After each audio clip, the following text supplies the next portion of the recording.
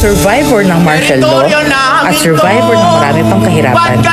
Siya si Pedro Gonzales o mas kilala bilang Tatay Pido. Pero ang pinakamatindi na mayroon tayo ay yung tapang ng mga Pilipino. Ito'y tahanan namin di Bago bibigay. po magsimula ang pananakop, nasa dugo na namin ang mga pumapalaot. Mangingisdang nasa tabi ng dagat binabalot. Natakot na baka isang araw ay maging dagok. Nandin sa atin ang problema ng ating bansa.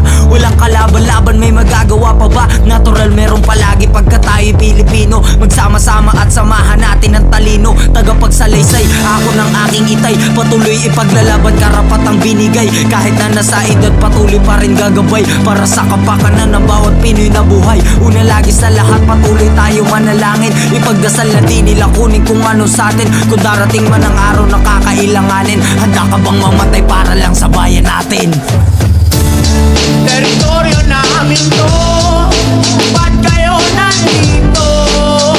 Sobrang dami na namin ibigay.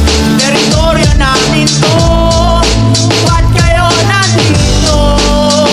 Ito'y tahanan namin di bibigay. You are now listening to Moral Beats.